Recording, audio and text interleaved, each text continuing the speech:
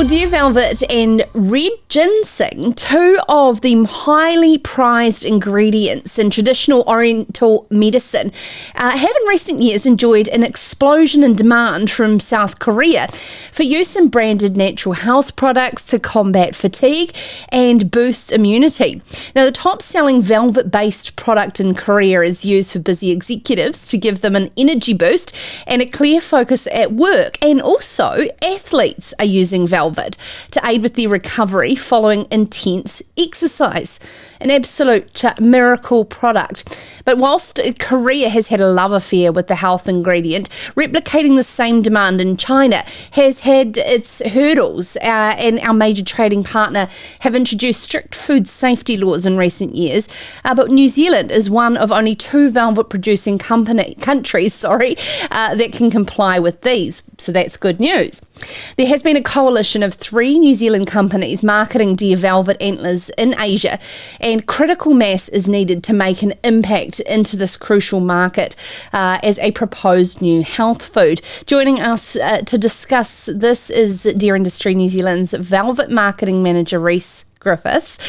Thank you so much, Rhys. And it has been a trying year, and we will, get into that a little bit later, but more so highlighting and celebrating this particular opportunity. How will a coalition work within competition laws and be of benefit to these companies' sales, but also have a wider benefit from marketing-wise into China? Thank you very much, and thanks heaps for asking me along to join with you tonight in the conversation.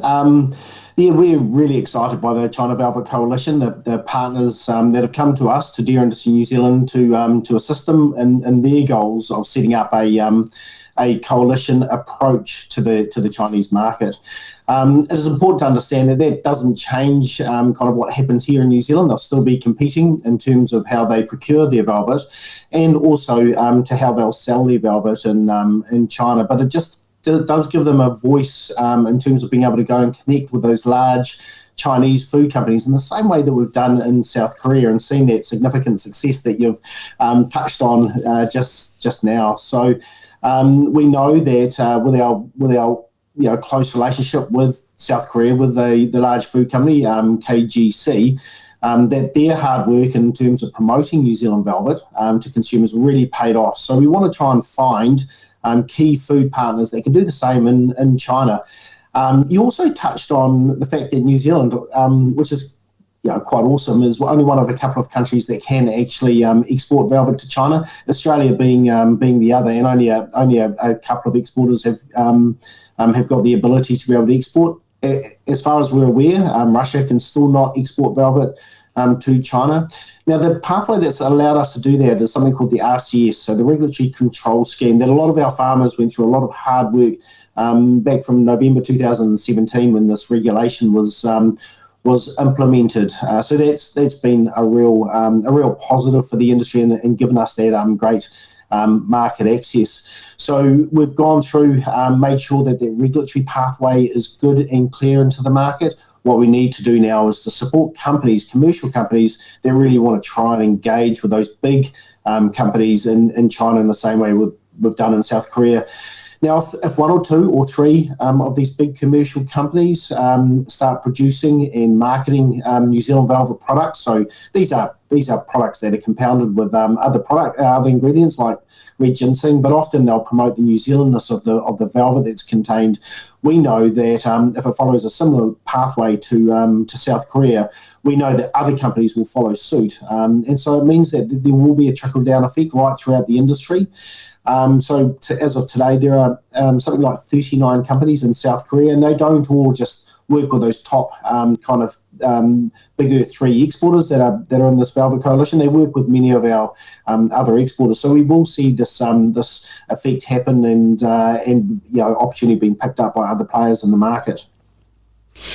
In China, it's been traditionally in medicine. However, these recent changes have allowed velvet to be regarded as a food product in China. That has great significance.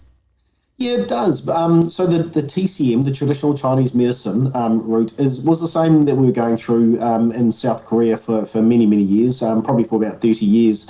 Over there, you kind of say traditional oriental medicine through the oriental medicine clinic. And about 10 years ago, we found a nice pathway into that healthy food market. So we can see that pathway in with China. So in China, it's consumed often as a kind of an agricultural type product, so as a basic TCM type ingredient, or sold through the oriental medicine doctor channels.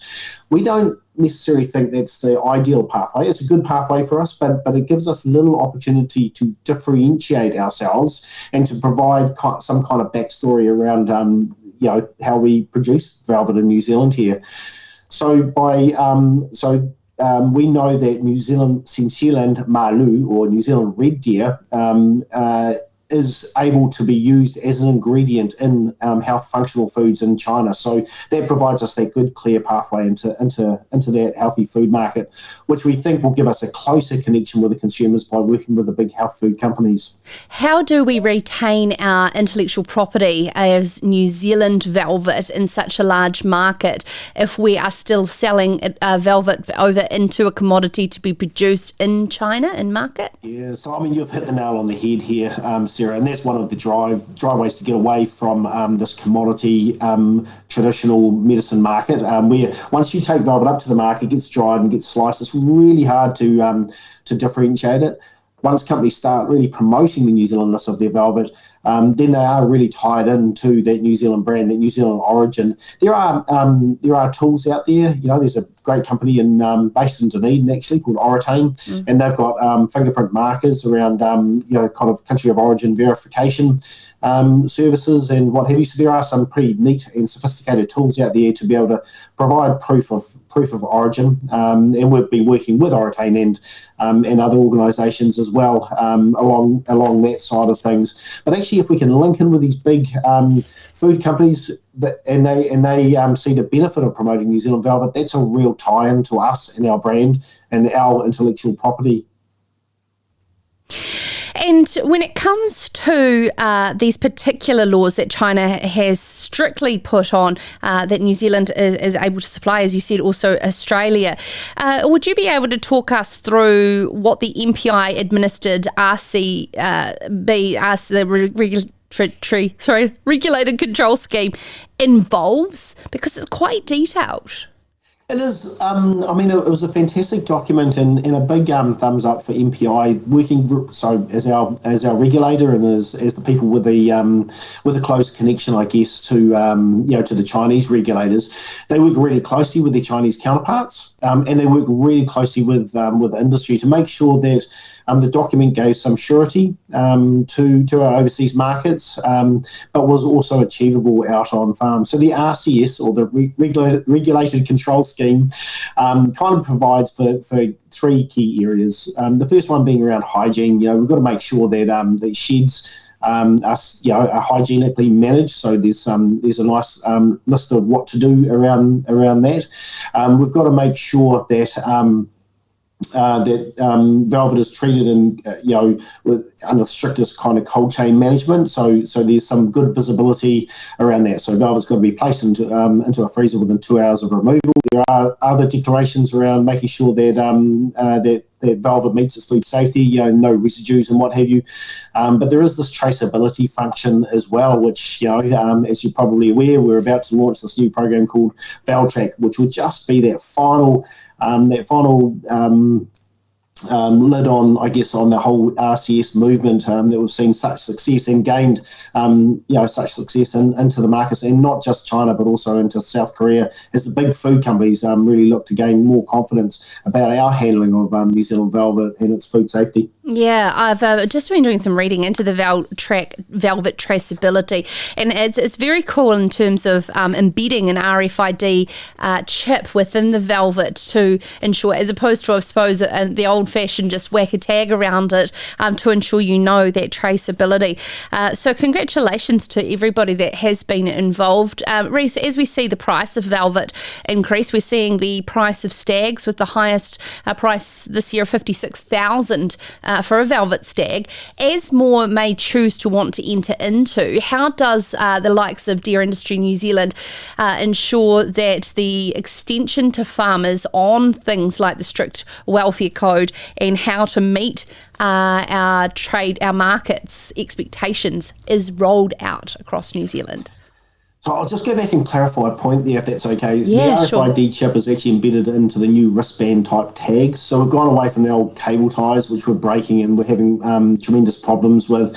New wristband tags give us a chance to also promote New Zealand, and promote our kind of sub brand, as it were. But the chip is actually embedded in the wristband. In the wristband tag that goes on.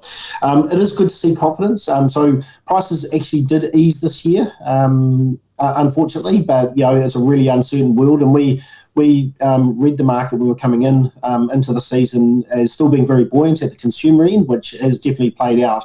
But there would be a problem in terms of getting product up to the market. And we had this conversation, I think, at the early part of the season, where I think we challenged if there's consumer demand there, why could prices fall? We've actually seen this play out. We've seen some problem areas around getting product up to the market with issues around shipping, and that has played out a bit, and it's consequently led to prices falling. But most of what I'm hearing from people out there is that we have had some good certainty in the market this year. So velvet really traded very, very strongly. Demand was there, even though there were problems getting up. And that's, I guess, led to a continued confidence in the velvet industry.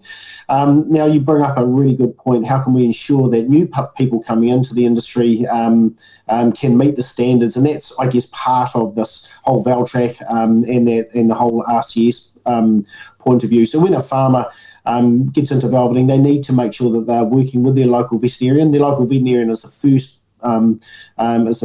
part in their whole chain in terms of making sure that they can then get onto the NVSB, National Velvet Standards Body, and they can go through the correct training procedure, and then keep that updated every year. As you may be aware, it's fully auditable as well. So there are some really good, robust systems in place with the National Velvet Standards Body. Fantastic. And Rhys, an outlook for the year ahead, where's your crystal ball? Wow, it's still really early days. Look, we've got, COVID-19, I think we're in a better year this year than we certainly saw last year, but there are still headwinds. There still are some headwinds out there in terms of what's, the whole global movement side of things. But, vaccines, they're starting to play off. We're starting to see, COVID rates dipping down, and I think this will really play quite positively. For velvet, we've finished pretty well in terms of moving product through. Velvet sits in a good, unique position. You've seen anti-fatigue and immune function are the two key areas it's used. It's not a bad place to be right now. So I'm optimistic about the velvet sector particularly, and I think that as vaccination plays out, and I know you're catching up with Nicola after me, and I think that should hopefully be looking for a brighter future for venison once we can get past the kind of COVID year that is ahead of us. Yeah, absolutely. Thank you so much, Rhys Griffiths, Velvet Marketing Manager for Deer Industry New Zealand.